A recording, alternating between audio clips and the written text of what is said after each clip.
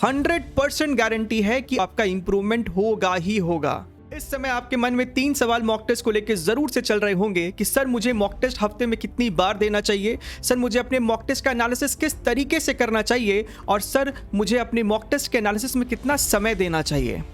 सभी सवालों का जवाब आपको इसी वीडियो में मिलेगा, तो अंत तक बने रहिए। हर बात आपके लिए बहुत इंपॉर्टेंट है और आपको यहाँ पे इस वीडियो में दिखाया जाएगा, सिखाया जाएगा कि किस तरीके से एक पावरफुल एनालिसिस किया जाता है अपने मॉक टेस्ट का।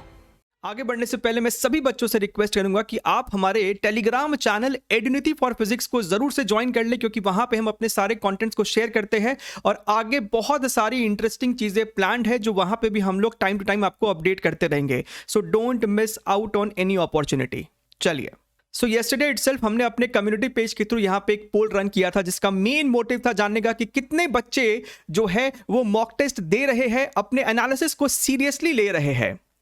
बहुत शॉकिंग था ये फिगर देखने के लिए कि 70% बच्चों ने वोट करा है कि वो अभी तक मॉक टेस्ट देना शुरू भी नहीं किए हैं, जस्ट बिकॉज उनका सिलेबस अभी भी पेंडिंग रह रहा है। हालांकि ये बहुत एक प्राउड मैटर है हमारे लिए कि 4000 बच्चों के आसपास ने वोट्स करा था, यानी कि कितने सारे बच्चे एक्टिवली पार्टिसिपेट कर रहे हैं in the learning process of physics. लेकिन अगर आप अभी तक मॉक टेस्ट देना शुरू नहीं किए हैं तो उसको शुरू कीजिए, ताकि आप अपनी गलतियों से सीखना जल्दी शुरू कर देंगे। Don't wait to do that mistake in the actual paper, right?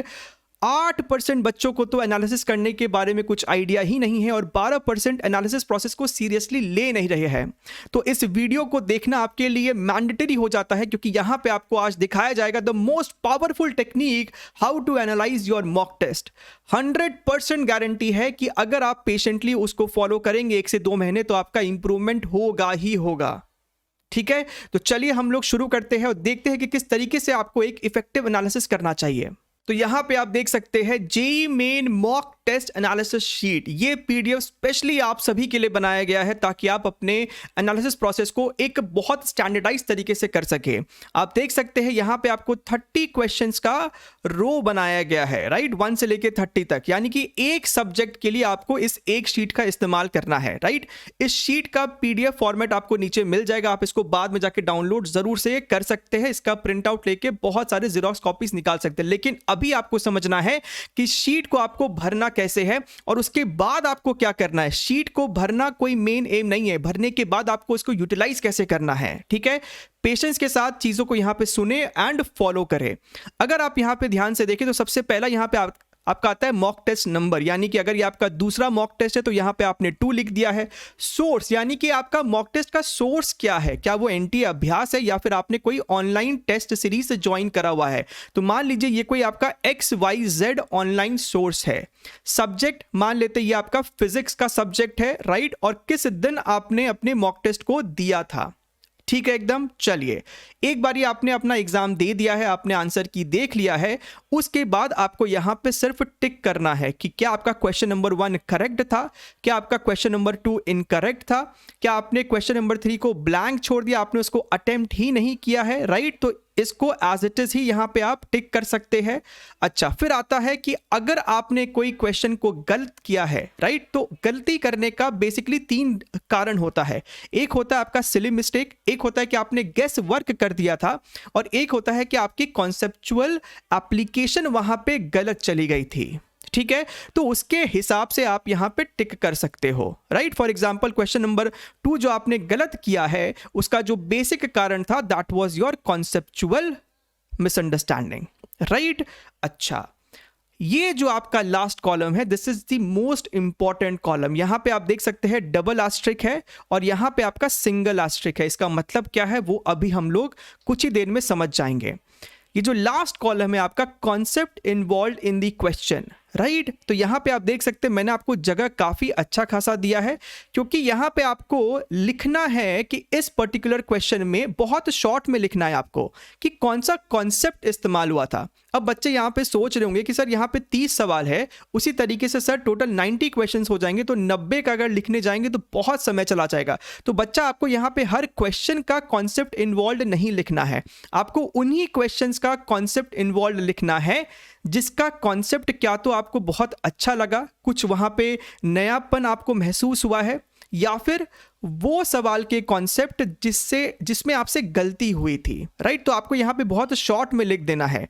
For example ये जो आपका इनकरेक्ट वाला था ये आपसे कॉन्सेप्ट के वजह से गलत हुआ है, तो आप यहाँ पे लिख दीजिए कि कौन सा कॉन्सेप्ट यूज हुआ था। मान लीजिए यहाँ पे आपको डॉपलर्स इफेक्ट का कॉन्सेप्ट यूज हुआ था, तो आपने यहाँ पे चुपचाप लिखा है Doppler's effect. At the same time इस पर्टिकुलर क्वेश्चन में आपका फॉर्मूला क्या इस्तेमाल होने जा रहा था, जो भी आपका यहाँ पे फ्रीक्वेंसी वाला फॉर्मूला रहा होगा, तो वो आप इसको यहाँ पे शॉर्ट में लिखते। इस तरीके से आपको इस पूरे शीट को भरना है, पेशेंस के साथ इसको भरना है।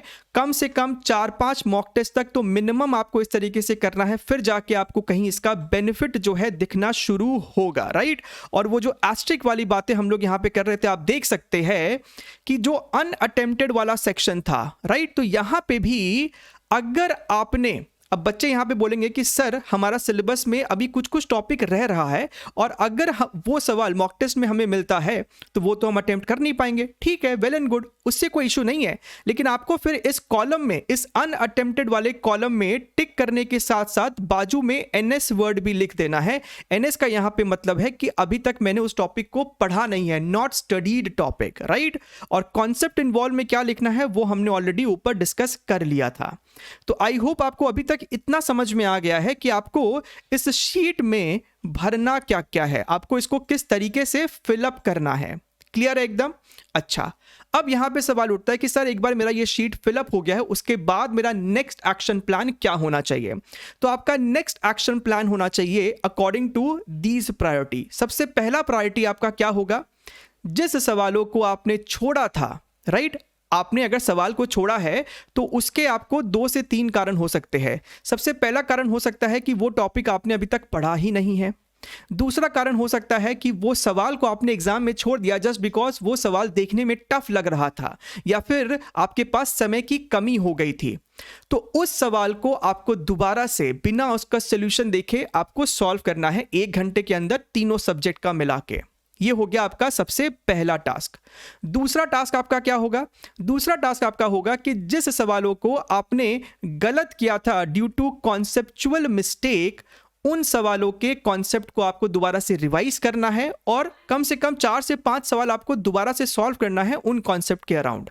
ठीक है, इस तरीके से आपको अपने पूरे पेपर को दोबारा से एनालाइज करना है सॉल्व करते करते, राइट। और 4 से 5 पेपर के बाद आपको यह इंश्योर करना है कि आपका जो ये सिली मिस्टेक वाला कॉलम है और जो गेस वर्क वाला कॉलम है वो कंप्लीटली वैनिश हो जाना चाहिए। सिली मिस्टेक्स क्या है कि आप जितनी बार उसको करेंगे आपके मन में वो फिर रजिस्टर होगा कि अगली बार से मुझे नहीं करना है, और उसको यहाँ पे जब आप टिक करोगे तब आपको अगले मॉक टेस्ट में ये रिमाइंडर मिलेगा कि मैंने पिछले में इतना किया था, तो इस बार मुझे कोशिश करना है कि मैं बहुत ही प्रेजेंस ऑफ माइंड को अच्छे तरीके से लगा के टेस्ट दूं ताकि सिली मिस्टेक्स मुझसे ना हो। और गेस वर्क करने का जो आदत है वो तो छोड़ ही दीजिए, ठीक है। गेस वर्क की वजह से मैंने बहुत से बच्चों के नेगेटिव मार्क्स होते हुए देखे हैं। क्लियर है? तो इस तरीके से आपको फिलअप करने के बाद अपना एक्शन प्लान रेडी करना है। एक बार ये आपने अपने तीनों सब्जेक्ट के इस शीट को फिलअप कर लिया है, आप इन तीनों शीट को स्टेपल कर लीजिए और जब आप अगला मॉक टेस्ट देंगे तो इस शीट में आपने यहां पे जो जो चीजें लिखी थी कॉन्सेप्ट इन्वॉल्व के अंदर, उसको दोबारा से एक बारी देख के जाइए। इस तरीके से आपने अगर तीसरा मॉक टेस्ट जब देने जा रहे हैं तो पहले दोनों मॉक टेस्ट के इस शीट को एक बारी दोबारा से रिविजिट करके जाइए and so on so fourth. इसके अलावा अगर आपको अपने कॉन्सेप्ट को बहुत कम समय में अच्छे से इफेक्टिवली रिवाइज करना है तो आप सभी को पता है कि ये पीडीएफ आपके पास जरूर होना चाहिए, which is your master revision PDF, जहां पे आपको सारे कॉन्सेप्ट के वीडियोस लिंक मिल जाते हैं। एट द सेम टाइम आपको सारे प्रीवियस ईयर क्वेश्चन के भी वीडियो लिंक मिल जाएंगे चैप्टर वाइज, चाहे वो आपका 2021 का हो या फिर आपका 2020 का हो। इवन ये पीडीएफ का लिंक आपको नीचे मिलेगा, तो जाइए दोनों पीडीएफ को डाउनलोड कीजिए और अपने ड्रीम को पूरा कीजिए। Best of luck.